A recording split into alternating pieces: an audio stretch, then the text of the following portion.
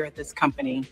As you can see, Tawanda with PTN, Petty Television News, and it's Black History Month here at this company. As you can see, the vibes are festive, the banners are up, the playlist is on. There is a Black Lives Matter sign positioned near the printer. Oddly, but not surprisingly, there are no Black employees present. Correction, there is one. They are a contractor. They do not receive benefits. They do not receive paid time off. They do not have a company email address. They're, however, asked to organize today's celebration. They selected the decorations. They coordinated the potluck. They were asked to create a short overview of Black history that would be uplifting and not too heavy. Also asked to explain the difference between culture and costume twice. The contractor prepared food, they answered questions, they smiled through comments like, I didn't know Black people ate this. They are currently eating last. Their contract ends February 28th. Black History Month also ends February 28th. Management says the timing is coincidental. They also say they are committed to diversity.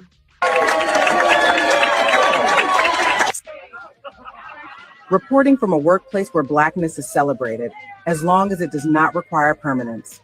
I'm Tawanda, this is PTN. Have you apologized to President Trump? Look here, bitch, two can play that game. Have you apologized for what happened that day? For who you keep making space for?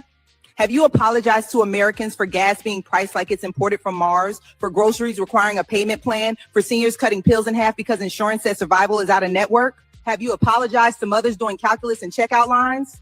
To families choosing between rent and insulin? People arguing with health insurance like it's a toxic X? Have you apologized to communities watching ICE roll through like it's a clearance sale on dignity? To Black Americans listening while you flirt with dragging us backward like civil rights were a limited time offer? Have you apologized? No? Then shut the fuck up and get the fuck out. We remember at the end of last year, the Trump administration put out a memo outlining that they were preparing to remove graduate nurses, so graduate nursing degrees from the list of professional degrees eligible for federally subsidized student loans. After an outcry from nurses across the country, the Trump administration, increasingly tone deaf and, completely off base, decided to issue a proposed rule which would make that change permanent, meaning that advanced practice nursing students like nurse practitioners, nurse midwives, nurse anesthetists would no longer be eligible for federal subsidized loans to reflect the true cost of their education, knowing full well that nurses are the ones paying out of pocket to be able to get their advanced degrees and provide exceptional care to the communities, including rural communities all across our country.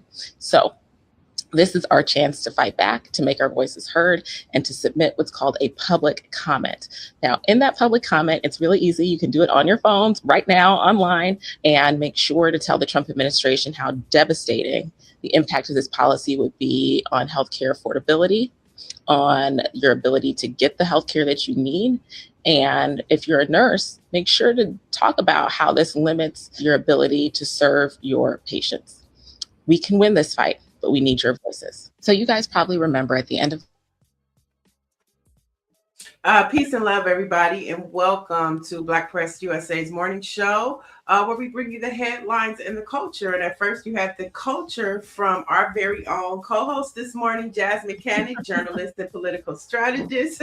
So, Jasmyne, before we get into Lauren Underwood's call to action, tell us about your alter ego. Okay, well, I start off with good morning. So good morning. Okay. Good morning. Yeah, I have an AI alter ego. Her name is Tawanda. We kind of look alike a little bit, but she is me when I can't be me in my regular life. She says the things and does the things that a lot of times my Gen X mind and my Gen X mouth and attitude really want to do. And she has a job like I do. She works for Petty Television News, and she's a really great reporter, and she takes her reporting very seriously. But yeah, she's me, and I created her about 4 or 5 months ago, just to cope with like Trump and the administration and all these, life changes and things that were bothering me. I just did it for me. And I didn't know she was going to end up being so popular. I love it. I think I have she has more followers than I do. And I don't even have that many. I think I have 36,000. I think she has 48,000 or 46,000. And counting. Yeah. So I'm super excited that people find her just as interesting and funny as I do. But one of the things that I really spent a lot of time in the past year doing was studying AI.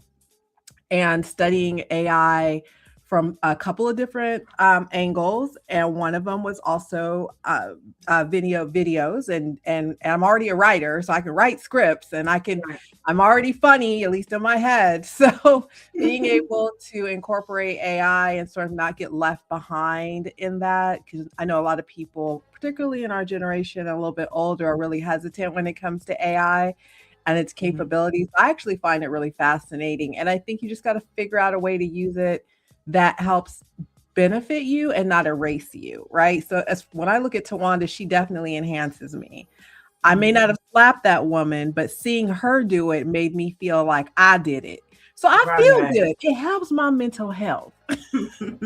No, but I think it's great that you leaned in and you didn't wait. Because that happens to us a lot of times. We're always the last ones, which means we're not at the head of the line when the profits start spreading out. Yeah. So I'm so excited to see this journey for you and, see the come up, because there's also a financial gain with doing these types of characters in this new technology that we find ourselves in. I haven't found that yet. You haven't? I haven't found that yet, but hope maybe I will. That was not my intention when I started with Tawanda. But if it ends up going that way and I can retire early, hey, I will not be mad about it. I did it mostly for mental health reasons. Like I said, it's a bit cathartic looking at her say the things that I wish I could say to people sometimes, but I stop myself because I don't feel like going to county jail. Right. And so that is really why I did it. But yeah, like I said, I hear you. There are people that do these types of things that are able to generate income from it. I'm not one of them yet, but I hope to be. I see that for you. I see that for you. Tell our viewers how they can follow or where they find Tawanda. Oh yeah, sure. She is iamtawanda.ai on pretty much every platform. She's on TikTok, she's on Instagram, and she's on Facebook. So that's where you can find her. Or you could just go to mine, Hello Jasmyne, and there's usually a link to her somewhere in one of my profiles. But I am Tawanda. I took the name Tawanda from a character in Fried Green Tomatoes. I don't know if you remember that movie, Neil. But it's one of my favorite books, one of my favorite movies, and Tawanda was a really strong character that Kathy Bates, her character, identified with. Yeah. Okay. And Greer just dropped the link to Tawanda in the chat. So go ahead and follow Tawanda for sure. We also heard from Lauren Underwood, who was basically giving us a call to action to support students, to support nurses. And so just want to resell that from now until March 2nd. Rep Underwood is asking us to raise our voice and submit comments in opposition to what, the Department of Education and Trump is doing. And you can do that at federalregister.gov. And your key search is 2026 Reimagining and Improving Student Education. And I know, Jasmyne, for you were really big about call to action, civic participation, and that it goes beyond the ballot box on major elections, but on local elections and for things like this, like public comment. I don't think people understand how much power they have in a public comment or a written letter when it's done in masses. And that's also a part of civic participation and sometimes just as important as voting. So 2 short stories. One is my neighbor. I was talking to my neighbor recently about something. Oh, she was complaining to me about the fact that our trash bill went up. LADWP I mean, I'm almost paying more for trash than I am for my electricity these days. I am too. I am Right. too. I am Yeah, too. so she was complaining about that, and I said, "Well, the time to complain, sis, was when they were soliciting public comment. You should have contacted your council member and said, 'Don't vote to increase my rates.'" And she was like, "I didn't know we could do that. I didn't know this. I didn't know that." And I'm just like, "Yeah, okay." I go through, those are conversations I have with people all the time. You cannot depend on your mainstream news, your local news to tell you everything that's going on. Sometimes you have to take some initiative and get connected on your own. Follow your council member, follow your supervisor, follow your congressional member on your own, so you can sort of keep up with the things that are going on. Second story is, last week I was listening to the radio. There was a story here in LA about how AI was used to generate over 20,000 letters of public comment to a water board here in Los Angeles. At the time, they did not know that the letters were not written by actual residents. It caused them to not go forward with the motion that they were getting ready to vote on. And then it came out later that one person generated all of those different letters and had them sent to the water board. Now, the water board is one of the most unsexiest positions. You think railroad isn't, we have boards for railroad, water, etc. Even though water, you can live without food, you cannot live without water. We should be paying attention to our water boards, but people don't talk about the water boards often, right? But that actually happened. And when you mentioned that about public comment, the power of public comment, this one person generated 20,000 letters, had them sent to the water board, and they changed their actions and what they were going to do. Wow. Yeah. I mean, it matters. The power of public comment. Let's not underestimate that, folks. The other side understands that. They understand that every single time, which is why we have less traffic lanes and more bike lanes, which is why we don't have plastic bags anymore, which is why, because they understand how the system works, how you have to lobby, how you have to show up and scream and shout to get what you want. The squeaky wheel gets the oil. Right. And understand, without saying it, folks, who the other side is. Read between the lines. She's not talking actually, the other side is us too. It's us too. It's not just the other side, meaning the other side of the aisle. It's also people on your same side of the aisle who but what are I a little was more saying well-to-do than you are. No, I was just saying more so of this. Oh yeah. Oh, absolutely. This is what I was talking about. Yes, they are those people. That's what I'm talking about. Yes, you're right. My bad. You're the exactly other side. Right. Yes. Yeah. They get it. Okay. They took civics. They get it. it. Those are the people too that Tawanda's talking about in the work environment. Tawanda has the most interesting story. She has a really good story today too that's coming out. You're gonna love it, Neil. She had an interesting situation happen on the freeway. Yeah. Okay, you guys. So follow Tawanda so you can find out. And then Let's Jam says, look at that junk mail. Yeah, sometimes the junk mail is important. Sometimes, every once a week, you should just breeze through and see what you missed. Oh, I look at my junk mail because I want my coupons. I have soared into the age and the financial situation where I even want to look at my coupons. I want to know, I got my Bath and Body coupon. I got my Ulta coupons. I got my Ralph's coupons. Like, right. I get it. I understand why grandma was clipping them coupons. I understand when roast beef is $16, when chicken is $20. Right. No, let me tell you, I have downloaded the apps for all of my grocery stores. And when I go on the stores and I see a digital coupon, clip. Where bacon that is $7 and it says digital coupon $2, boop, put it right in my thing, clip. That's right. When I get to the register. So yeah, you guys download your grocery store apps, pay attention to those digital coupons because sometimes those are the only way you're going to get the extra discount, but you have to have the app. They're forcing you to download the app to participate, but it is definitely worth it. I agree with you 100%. And now that going back to the junk mail thing, also just remember, I don't care where you live. We're in full election season. So I've already gotten political mail. And sometimes we also have a habit of throwing away political mail. Don't get me started on that because the cost behind that mail is astronomical. It is a dying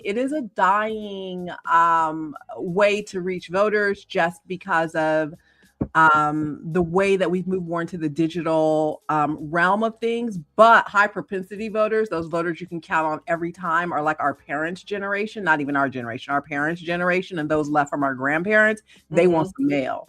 They want some mail in that mailbox. So you still get it. I think 10 years from now, 15 years from now, I think most of our political communication is going to come in the form of, and I hate to say this because we get too many now, and I'm guilty because this is my job, text messages and email. But we're going to be, you're going to get political mail. You might look at it as junk mail. You should be paying attention to that too. Yeah, for sure. Because it could be something as simple as something to do with your water, okay? And you missed out on it, or your trash. Because I know my trash is expensive too. But let's jump into the news. We could talk about that a lot more, but there's a lot happening in our country. But first, of course, we want to start with our morning poll. Of course, the State of the Union is tonight, and we're going to get into that conversation as well. So chat, get ready. But our poll this morning is a new poll shows only 48% of Black Americans are feeling the State of the Union right now. That many? Well, that's what this particular poll says. Well, whose poll is that? Okay, Jasmine. I'm sorry. And I'm like, that many? 48% of Black Americans are I should have said are not feeling the State of the Union right now. Are not. Are not. I'm sorry. That's not enough. Right. So we want to know, chat, how are you feeling heading into tonight's address? Is it A, optimistic? Is it B, skeptical? Is it C, concerned? Or is it D, are you tuned out?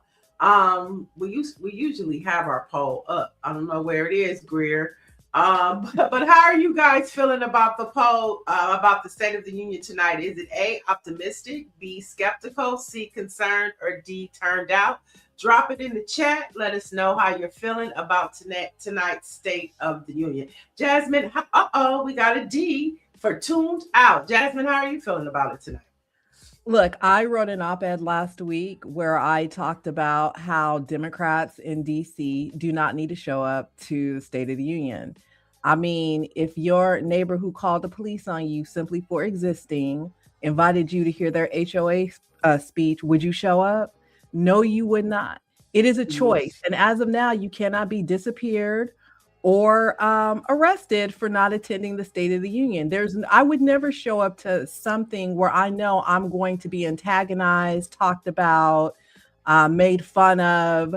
And quite frankly, as a Democrat, as a delegate in the party, I feel that it would be a stronger message to Democrats across the country if you didn't show up, if Democrats didn't show up. We don't need coordinated suit moments, little pens, little signs you hold up. Or all white, showing up in all white. Right. The only thing that hurts a narcissist is their audience not being there. So if he looks to that side of the aisle and there is no one there and he can only talk to his circus, then that's going to hurt him because he gets pleasure off of talking about. Look, think about all the people he made fun of last year, who he said horrible things about in the State of the Union, right to their faces, right? And so I'm going to watch because I volunteer for my community.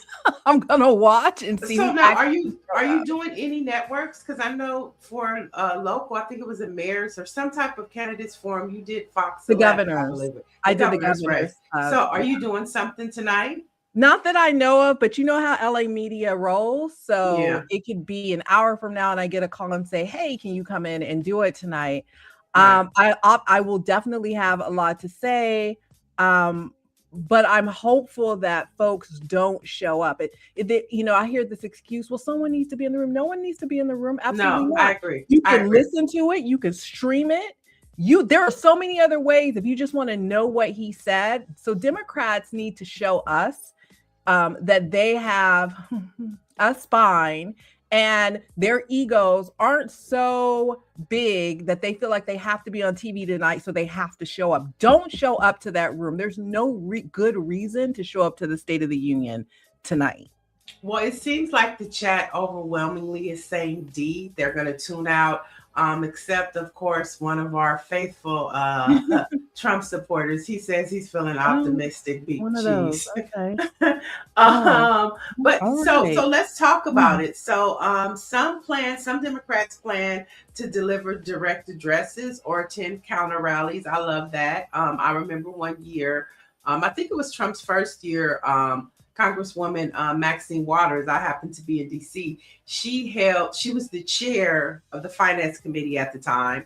And so she held her own viewing for Black journalists, and we were all there and listening to her. So I like the counter rally approach. Some will likely skip the speech altogether, and some might attend and cause distractions, defying House Minority Leader Hakeem Jeffries' warning against disruptions. So to your point, I think that though the different approaches doesn't send a message like a unified message would send, to your point about not attending.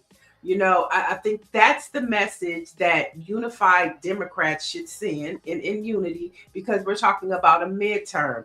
And the Democrats just don't seem to be strong enough during this midterm election. I mean, I think they should have commercials rolling back to back right now today, talking about what's at stake in the State of the Union, from on your local networks and on national networks across the board, on CNN, on Fox. To me, that's what the Democratic Party should be doing right now, but yet they're going to be divided with their own tactics on how they're going to respond to Donald Trump tonight. It's wild.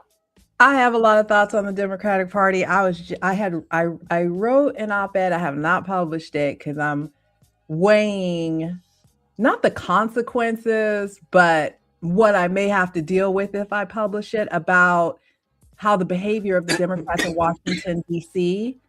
Affects the endorsements of local and state Democrats.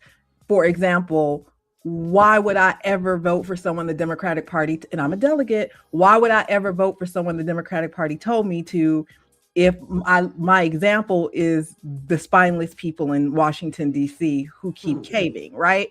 And this past weekend, California had its state convention, and no endorsement for governor, no endorsement for a lot of key positions. The Democrats are undecided. They're all over the place. For me, I think the strongest message the Democrats could send is to put out a statement saying we are not coming, and to then not come. But there are too many. Right. There are too many egos at play. People want their TV time. People want to do all these different things. At the end of the day, like I said, we don't need another coordinated suit moment. We don't need little matching pins and little matching signs. We, as in the rest of us, the Democrats, we need to see that our leadership can say no to this man and to starve him of the attention that he wants. Right. If you don't watch at home, all you deers in the group chat that are like tuned out, Trump does not care if you don't watch him at home, but he does care when he wants to give a great speech and talk about people and make fun of people, and they are not sitting there in front of him, giving him the absolute joy that he derives from doing that sort of stuff. And so it's just a shame that we don't have the type of leadership in Washington, D.C. that can get the majority of the members to just say, we're not going to do it. We're not going to show up. We already know what the State of the Union is. I don't want to say it, but it starts with the F word. We know what the State of the Union is already. We do. There's nothing he's going to say. Count how many times he says, I did, it's the greatest, it's never happened. That he says that tonight, because the State of the Union is really about the state of Trump.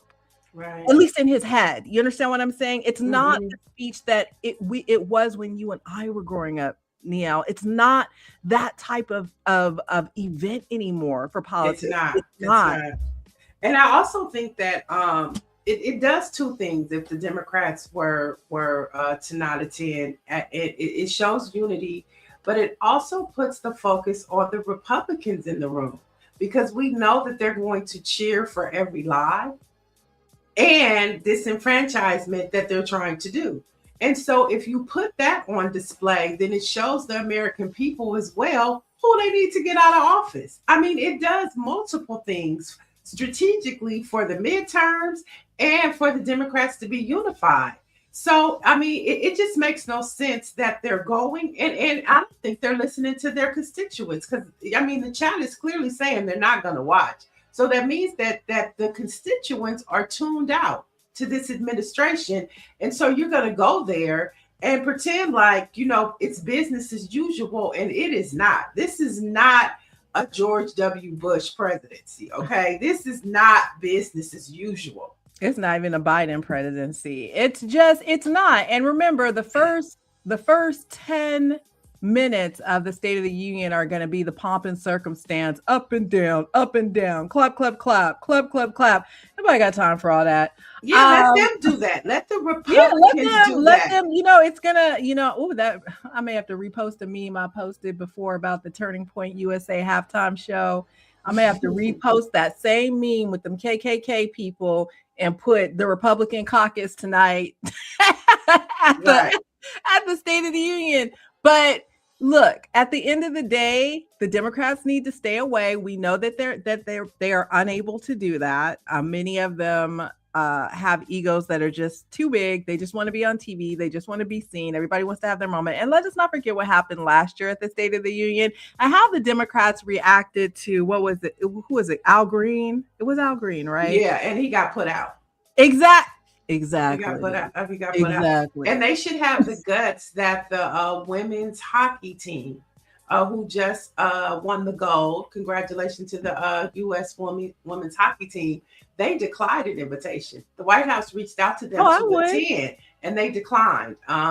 We need to have more Democrat leadership do the same. Oh, absolutely. Yeah. Now let's head to our next story. This is a story that comes from our state. It is trendy. I just posed a question yesterday. How do Democrats and elected feel about this video that's going around of Gavin Newsom?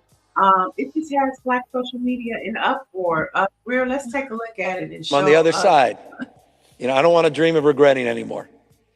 No coulda, woulda, shoulda. It's all out there. I just want to put it all out there. I'm not trying to impress you. I'm just trying to impress upon you. I'm like you. I'm no better than you. I'm a 960 SAT guy. And I'm not trying to offend anyone, trying to act all there if you got 940. But literally a 960 SAT guy. I cannot, you've never seen me read a speech because I cannot read a speech. Maybe the wrong business to be in. My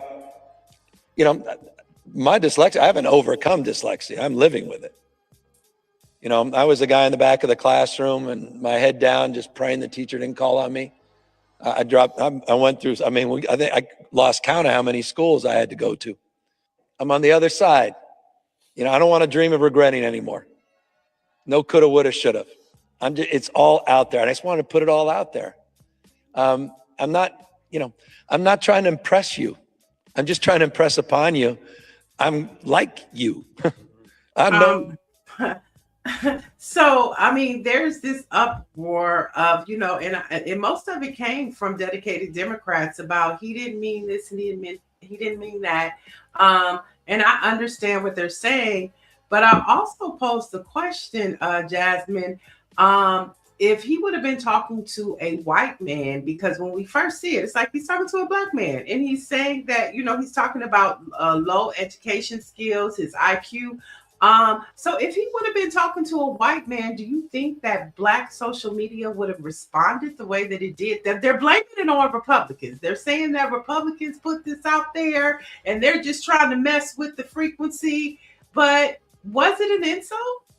Okay, so let me say a couple of things. First of all, relatability has an expiration date. Second of all, you know, relatability isn't about confessing that you had a 960 SAT score. It's about understanding why folks who have 1400s, 1100s, and 800s still can't afford rent. So let's be really, really clear. There is nothing Gavin Newsom can say to most of us that makes us relate to him. Like he's all of a sudden more relatable. And for folks who know how to do more than just watch what's happening on social media, Google what a 960 back in, let's say, 1980 or I think in the 80s or whatever, maybe the 70s. Google what if that was considered a high score or not, right? You should, you know, a lot of times we just go with what we see on social media. We don't even do our own research. I also want to say, just go ahead and say you're running for president. I cannot trust anybody who continues to gaslight me like the current president. You are clearly running for president. You are on a book tour, which is still the way that most candidates for president launch their campaign, right? Is they go around on a book tour. Everyone does it. And I can't get over that, right? So I hear what you're saying, but I just want to make that clear. Like, I still look at this dude and I'm like, well, you're still gaslighting Democrats because you can't even say with your chest that you're actually running for president when we can see what's actually going on. There's this performance that comes from candidates, and the candidates I work with, I try to get them not to do this because, you know, you're not relatable. You have chauffeurs, you have bodyguards, you haven't been poor in over 40, 50 years, okay? You are not relatable. So there was this one argument which is like, oh, he wasn't talking about Black people because there weren't Black people in the room. I don't care who he was. I don't care. First of all, he should have been advised just not to even say anything like that, because just from a political strategist point of view, that wasn't going to land well. The point for me is politicians trying to be relatable when they are not. You cannot relate to the cost of rent. You cannot relate to the cost of living. You don't check grocery receipts twice. You probably don't even do your own grocery shopping. Let's be clear. Right. You probably don't even have the app on your phone to get your digital coupons. Exactly. So it's just, it's that Americans and American voters need to, you know, we say one thing online, we do a completely different thing when we get into the voting booth. But this whole idea of candidates trying to be relatable by telling these stories from, you know, 40, 50 years ago, it's like, get out of here. Right. And I also think too, like a lot of the Black, insiders, Democrats that, support staffers, that support candidates and that are part of the DNC and their delegates, and, they were quick to, protect him. And I'm like, being from California, it's like he knows how to split words and talk to white folks and Black folks at the same time. So he thinks, right? And so for him to say it to me, it was like, he was talking to a Black man. Exactly. So you were talking to a Black man. So if 60% of the room was white folks and 40% were Black, well, then it's 50-50 now, because the person he's talking to directly across from him is a Black man. So I think that is what people picked up on, and that's what people ran with me, because I didn't know the makeup of the room. All I saw was who he was talking to. All you saw was who he was talking to. But at the end of the day, it doesn't matter to me who is in the room. The bottom line is you are not relatable, sir. And you need to come up with another way to connect with voters on a more realistic, using more realistic language and examples than you didn't have a hard upbringing. You wasn't in the fields picking cotton. Your parents wasn't in prison. You had a very charmed and privileged life that you continue to live right now. Mm-hmm. And voters need to think about that when candidates try to quote unquote, dumb themselves down to be relatable to you. It's like, come on, sir. I mean, really? So, again, people outside of California have one way of looking at Gavin. Those of us who have lived under Gavin have a completely different way of looking at him, particularly as it relates to Black women and promises that he made. as that he did keep as it relates okay. to reparations. Come on. Okay, I let's was be very, very clear. Don't tell me about He is Gavin. not my Okay? white savior. He's He is not the white savior, and he doesn't look good for a white. If I hear another black woman, he's so sexy. His hair is so. You know, wait.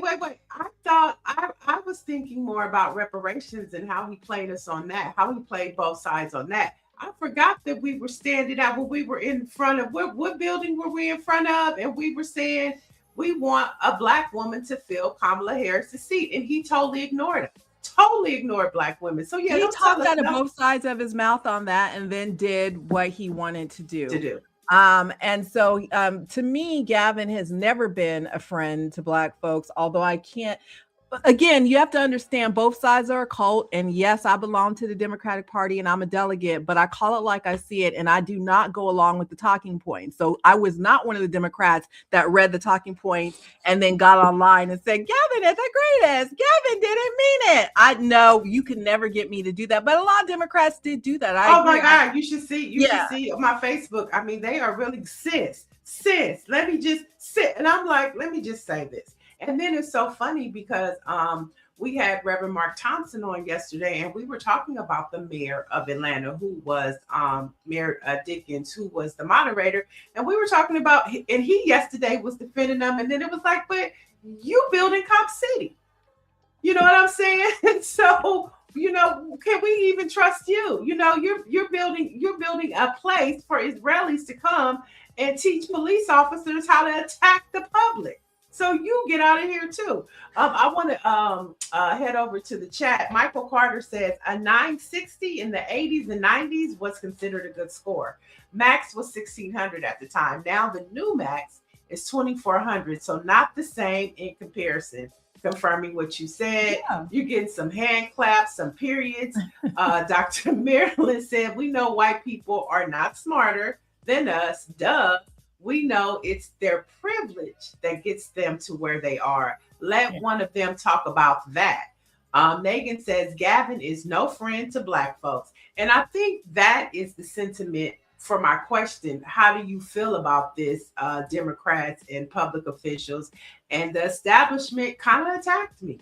And I was like, first of all, I posed a question. Okay, it was a question. So, you know, we have some, you know, from the State of the Union tonight, you know, and some of us docile Negroes, meek and mild, like Langston Hughes said, God forbid the day we change our mind. And then this Gavin Newsom thing, because we think that he's the only hope we have to defeat Trump. And I don't believe that. Do you believe that Gavin Newsom is what we need to defeat Trump? Oh, I don't believe he's what we need to defeat Trump. I do believe it may come down to that because so many people are in now. I don't know what it is about these slick white dudes that black people, white people, they fall into some sort of trance. I see it here all the time. Like people looking at him like he's Mr. McDreamy or some crap. And I'm like, that hair is too slick for me. I don't think so. But it may come down to it. He may get my vote just in that way, just because it may come down to it. But it wouldn't be because I think that we need him. I think that the Democratic Party has not coalesced around anyone. I think that folks are charting their own path. Gavin started running for president, I would say probably 4 or 5 years ago. For those of us in California, we know this to be the fact and true. Folks outside of California may not understand that. Right. He's been running for president quite some time, laying the groundwork. And as we inch closer and closer to 2028, we'll see other people doing it. But he's definitely got a head start on folks. And so the Democratic Party may just go ahead and line up behind him because he is forcing it. At this point, he's like, okay, well, you all aren't making decisions and bringing us viable. I don't even want to use the word viable, but putting candidates forth. I'm going to put myself out there. So that's what he's doing, and he has the money to do it. He's running for president as governor. There you have it. All right, let's talk about another trending topic that people are still talking about. The BBC has issued an apology after airing a man shouting the N-word to Michael B. Jordan and Delroy Lindo. The gentleman's name is James Davis, and I think they say he had Tourette's or something. Let's play the sock. Do we have the sock, Greer? If we don't, it's fine. But I think everybody's seen it by now.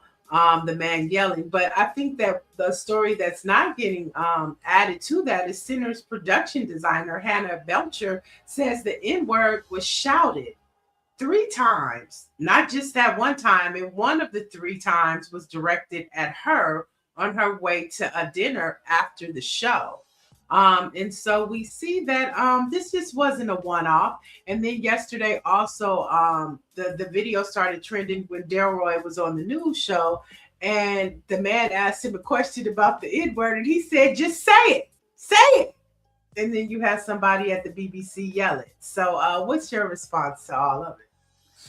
I struggle with the N-word because I don't like it. I didn't grow up with it. And I look at Billboard's top rap charts, and every single song uses it. Put on Jill Scott, thinking, oh my God, I'm so excited for this new album. She's saying it too. Listen to Beyonce, she's saying it too. So I give a little side eye to Black people who get upset now, when other people use the N-word, because I'm like, so is it okay in a greeting? Is it okay to replace the Mr. or the Mrs. before someone's name?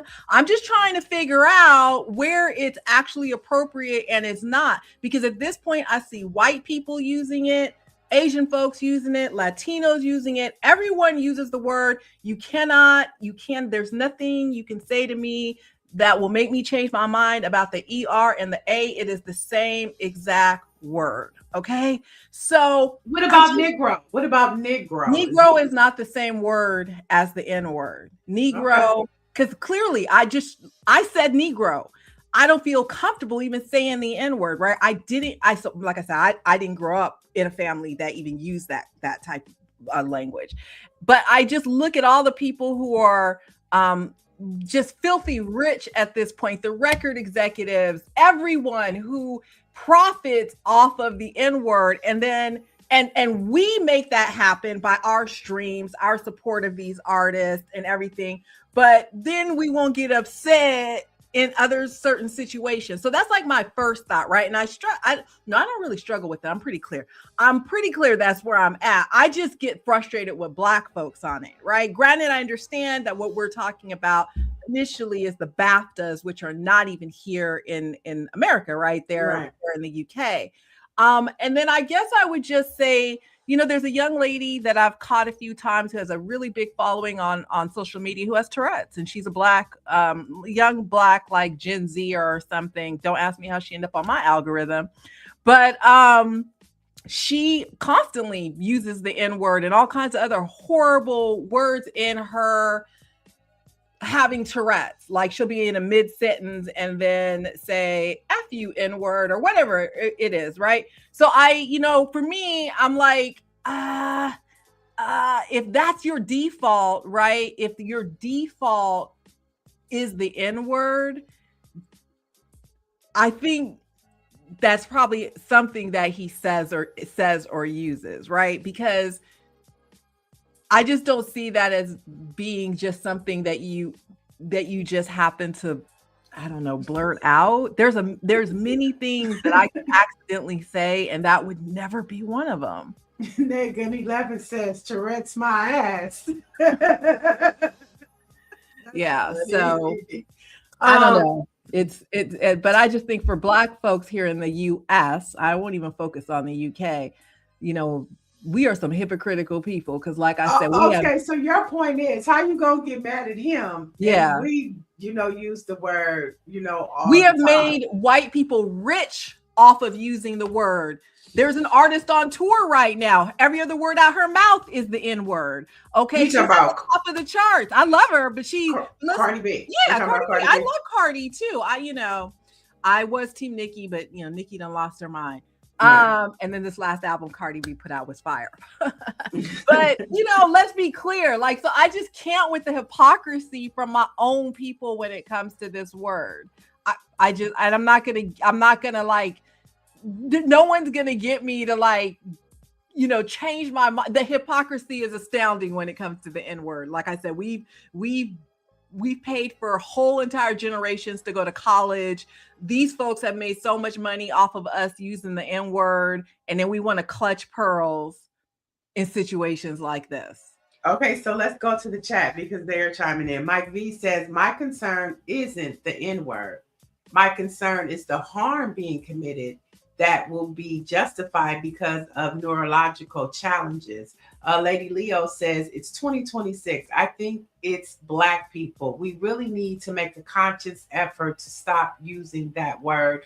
And Orange G says, like Dave Chappelle said, he can't say the F word when it comes to gays, but he can say the N word unlimited times. That is exactly right. And I get in trouble sometimes on social media when I talk about this, but I'm always like, hey, point to me on any musical chart, let it be Spotify, Billboard, whatever, Apple Music, where you have an artist who is using Jewish slurs or using slurs to refer to Asian folks or Latinos. Nope. Okay, it's just the N-word and Black women, words that are traditionally identified with derogatory terms that have been traditionally identified with Black women. Those are the two that are always okay and make the most money for folks. But those same record executives would never allow an artist to do any type of record that dehumanized or was derogatory toward the Jewish community. They would never allow it. It would never get off the ground. It just wouldn't happen. But it is okay to do that with the N-word. And I don't like that. And Dave Chappelle is exactly right. You cannot say anything bad about the trans community, the gay community. You cannot use certain words, right? But it is okay to use the N-word. It's everywhere, even in places I don't expect it and I don't want it, even from artists that I'm like, why? Like, the song was beautiful without you even adding that in there. And by the way, I still love that Jill Scott album slaps every time. It's in daily rotation. Michael Carter says, I definitely believe it was more than Tourette's syndrome. That was just in him. He didn't say it when the other ethnicities were on stage. Yeah, exactly. It's like in his consciousness, that's what he was probably thinking when he was looking at what he was looking at, and then it came out of his mouth because he has Tourette's. That's what I'm saying. Like, I don't believe that was just some in it, because there are so many words that could come out of my mouth, accidentally, because what I'm thinking in my head, I might accidentally say it, but that word would never be one of them. It just wouldn't, because it's not a part of my vocabulary. It's not a part of my thinking. All right. So Dr. Marilyn says, never will you ever hear this coming from other cultures. Absolutely right. Mike V says, we saw that with Kyrie Irving having to apologize for something he never said that was posted on Amazon. So I mean, Chad, let us know. Is it time to get rid of the N-word totally? Or are there some cases where it's justified to use the word? I mean, it's not. It's your opinion. Put it in the chat. We got to move on because we're coming close to the top of the hour. So since we're talking about hip hop, the N-word, and what we can say and what we can't say, let's talk about 50 Cent and T.I. And has this escalated beyond the lyrics and rap battles? So we know that T.I. challenged 50 Cent to a rap battle. Instead of 50 Cent just declining, he went on a social media tyrant.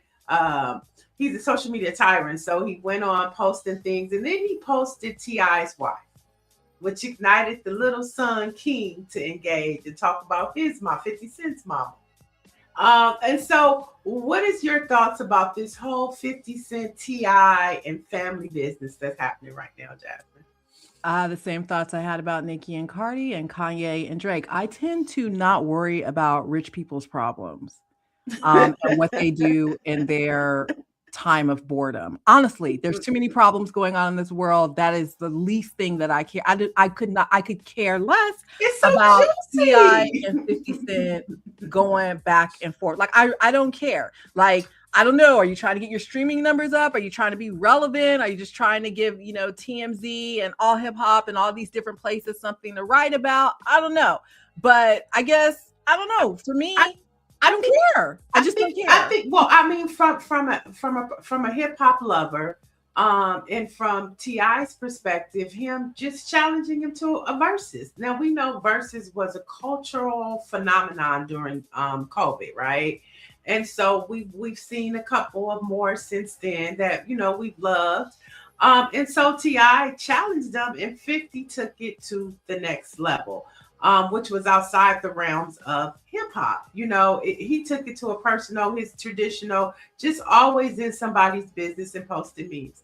And so, I mean, and T.I. responded yesterday with the music, not with the battle of social media, but with the music.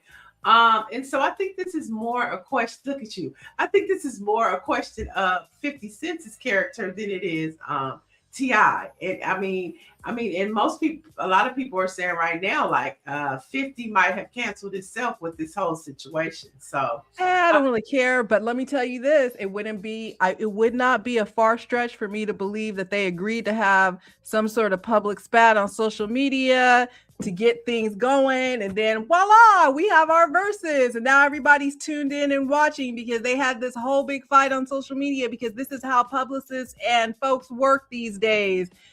Everything has to be a thing on social media, and then we eat it up and follow it and start talking about it, which is exactly what they want us to do the whole time. The two people involved probably don't even know what is being said, because a lot of times I don't think this is the case. I don't know, but it's not that far-fetched of an idea. It's I don't think this is that.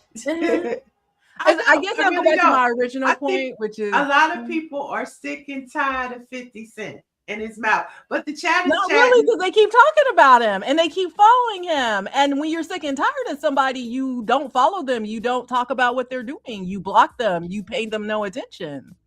So they can't be too sick and tired. Wait, so Michael Carter is saying we got more going on right now than this. LOL. Mike V said, if you insult my wife, I have no words for you, only these hands.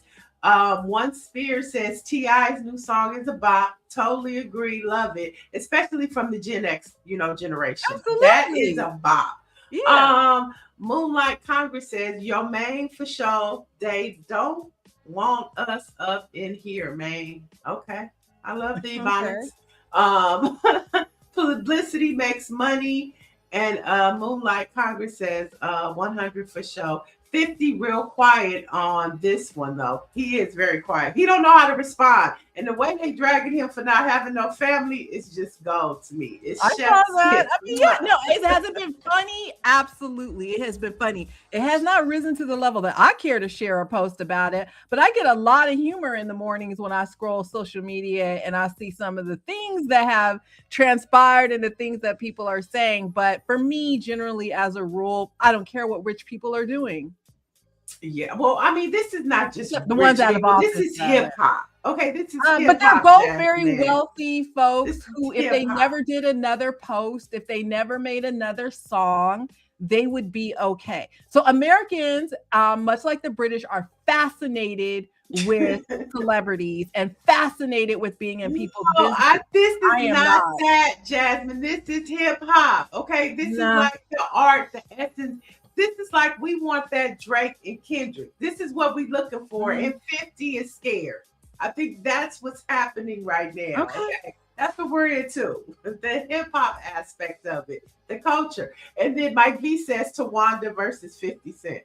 Oh, if it's Tawanda versus 50 Cent, Tawanda is definitely going to win. She's definitely going to win. I mean, Tawanda she told me about it anyway. Tawanda has to respond to the battle.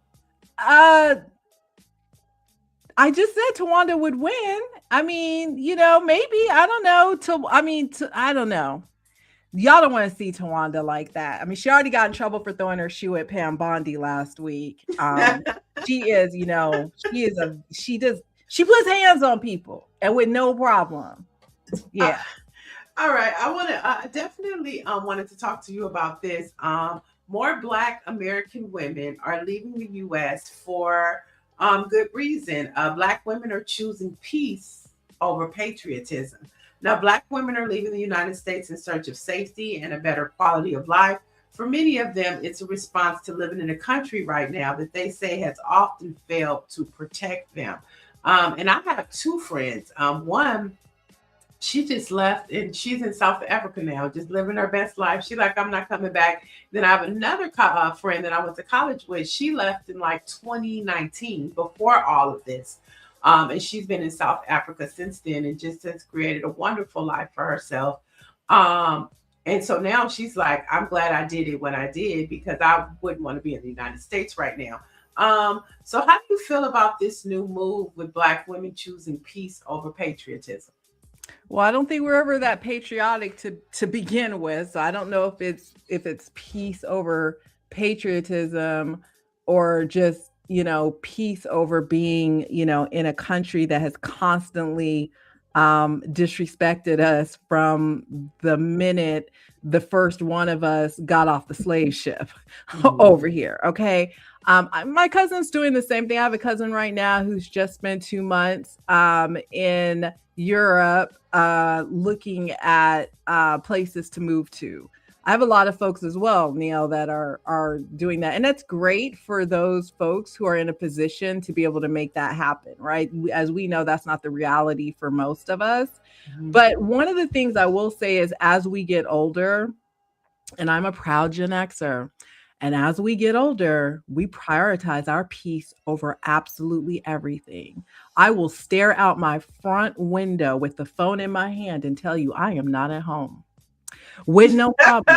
Right. We prioritize our rest, our peace, our, all of those things are so important to us. So if it takes moving out of the country to get that, we will absolutely do that. And the thing about our generation versus our parents' generation and our grandparents' generation is that we are more in a position to be able to do that than they were. So yeah, I'm not surprised that we're seeing a lot of that happening, because particularly older Gen Xers who are more nearer the retirement age, who are thinking about how they want to spend the rest of their lives. Yeah. And a lot of people that I know have chosen to go to Ghana, also South Africa, places in Latin America, just because, one, Black women are very much respected in other parts of this world. This country has a problem with Black women, but there are many places where we are just worshipped, and women are choosing to go there. Mm-hmm. I mean, and I think this country has a problem with Black women and Black men, just Black folks in general. But the chat is saying, Michael Carter saying, laughing my ass off, Gen X for rest and relaxation, hands up high. And then One Spirit says, when I went to Africa in 2010, I didn't want to come back. Most Black women in this country don't have the opportunities to make their own peace. That's a good point too. But yeah, I mean, the chat will tell you, I talk about it all the time. If I could pack up and go right now, it's hard because I have my family, but you can always come back home. But especially in the state of our nation, I think a lot of Black women are on that eat, pray, love.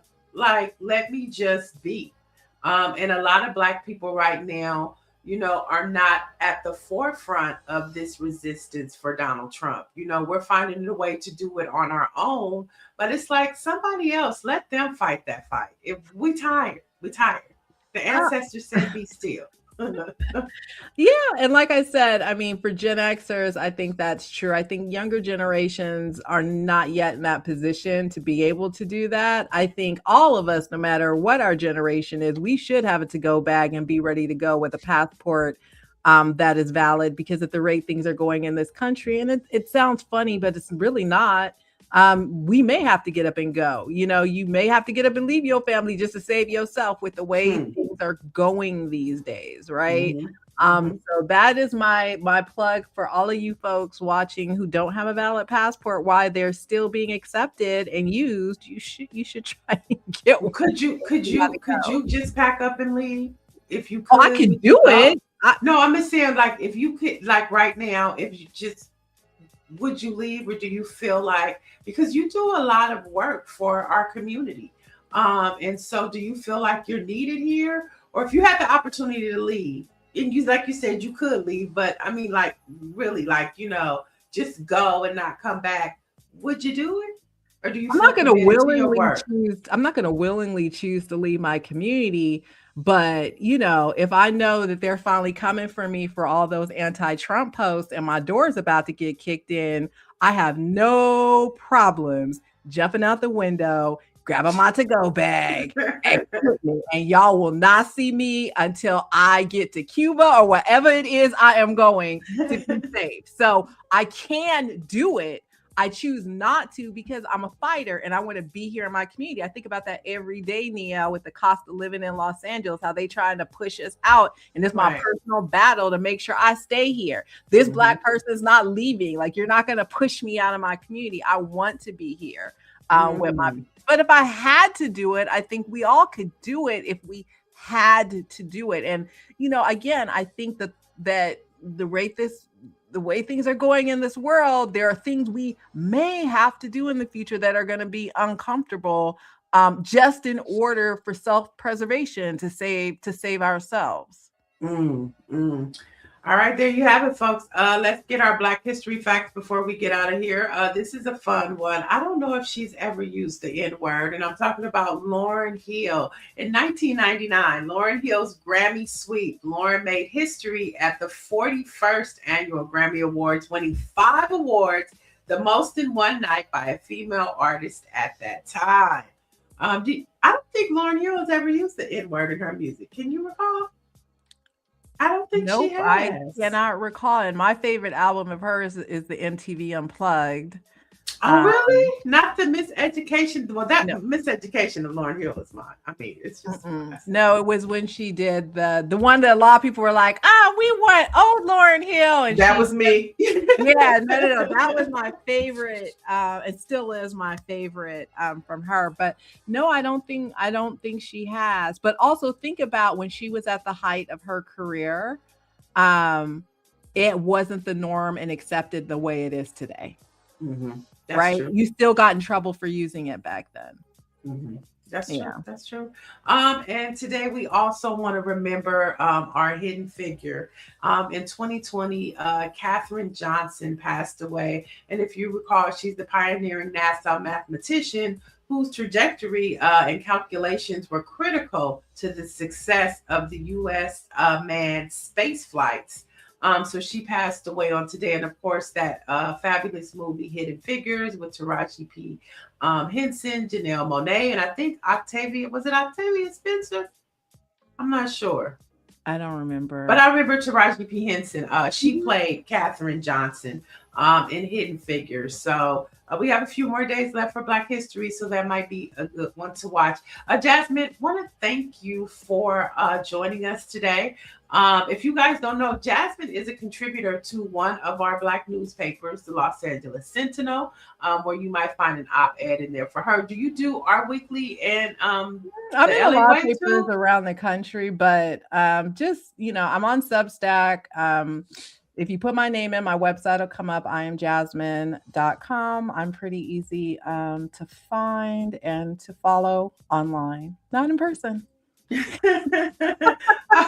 All right. So we definitely would love to have some of your op-eds on the Black Press Wire for a lot of our other Black newspapers to pick up as well, too. So consider that. You actually did. You ran one of them last week, the one I wrote about, the resistance needs rent money. I saw that you all have picked that one up. See? All right. That's Greer. Greer loves your work, too. Greer did it. All right, you guys. So you can go check out that op-ed at blackpressusa.com. And for the latest in Black news and headlines from all of the Black newspapers across the country, you know what to do. blackpressusa.com. Thanks for joining us, Jasmine. And maybe we can get you back in a couple months. We'll give you the rest. All right, bye, y'all. See you tomorrow.